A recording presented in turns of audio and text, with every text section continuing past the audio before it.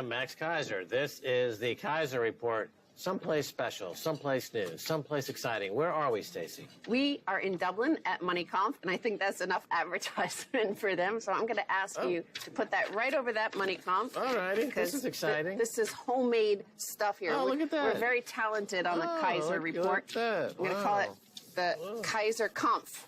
Keiser Conf. That's fine. Mine says Keiser Oomph. It's got more oomph. Because this is all about money, I've chosen some headlines with money as the topic for this first episode from MoneyConf. That's great. Yes. You know, while we've been here, not only have there been summits in Singapore, but there was also that G7 meeting in Canada where Justin Trudeau's eyebrow... His eyebrow fell right off Justin Trudeau. Just like it was the fellow in America, Ron Paul. His merkin, his eyebrow merkin fell right off. Yes, but over in Switzerland as well, they had one of their referendums. You know how if you get 100,000 people to sign a document, you could have a referendum on anything? Well, they had a referendum called the Volgeld. So the tweet from Wall Street Journal reads, Swiss voters rejected the Volgeld initiative, which would have put the Swiss National Bank in charge of all money creation, upending the banking system. So it would have ended basically fractional reserve banking. It was something like 70% voted against this, so it did not succeed at all. But we're going to talk a little bit more about this. Well, it's interesting that they would even consider this, that they understand that the central bank in Switzerland is acting as malevolent, undercutting. The commercial banks, that they said the commercial banks should not be able to print money.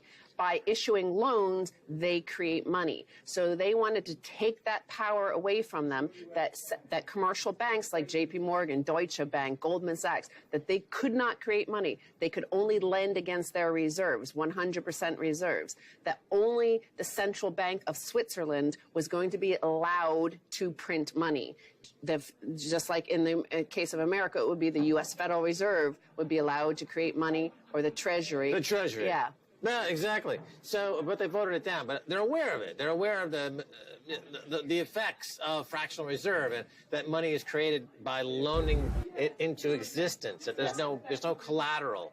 Banks have no reserves against loans. They loan not more than 100% of reserves, 300% of reserves. In the case of Deutsche Bank, they've loaned an infinite amount against non-existent reserves. It's not. There's nothing in Deutsche Bank except maybe some old gum wrappers. There's nothing there to collateralize this 190 trillion Ponzi scheme of derivatives at Deutsche Bank. That's why it's going to go out of business. But nevertheless, I want to turn to this other article, and it's Martin Wolf, one of the chief opinion makers at the Financial Times, wrote an opinion piece, saying that the Swiss should have backed this, that they should take the power to create money away from commercial banks, because commercial banks have proven themselves to be not good at doing what they're supposed to do. Now, I'm only going to read an opinion piece about Martin Wolf's opinion piece because the Financial Times is behind a paywall, and I guess they want to make money off of the Financial Times. I don't want to give them the money, so I'm going to read this headline here. Martin Wolf says Swiss should vote for Volgeld. Switzerland is toying with the idea of removing the ability of banks to increase money supply in a vote on sovereign money, or Volgeld.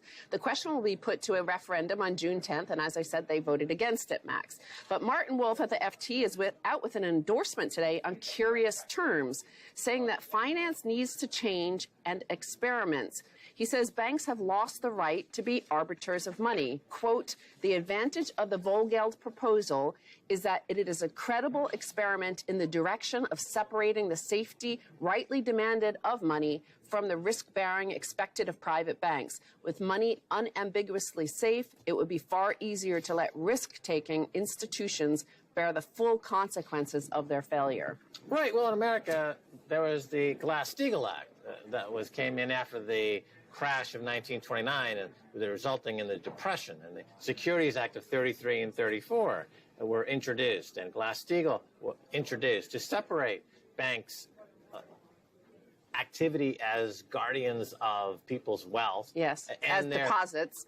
their deposits from their speculative behavior, from merchant banking and from their speculative behavior. So they had to separate these two. But then that was all under Clinton, Bill Clinton. You know, he got rid of Glass-Steagall, and the banks have gone back into this framework of using your deposits as their risk capital. And whenever they make a bad loan, they get bailed out by the state.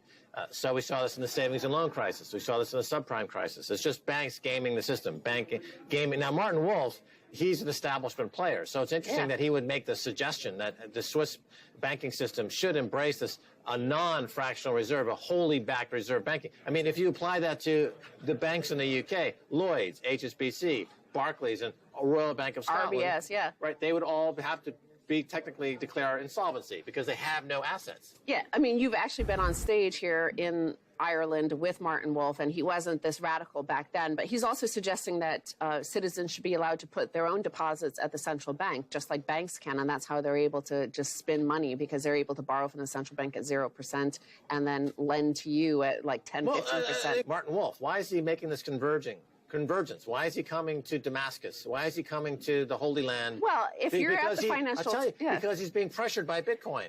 Yes, he understands the nature of Bitcoin. Well, we're going to get to that in a second, but I want to finish up on this Martin Wolf story, because the fact is, when banks are lending money and creating money,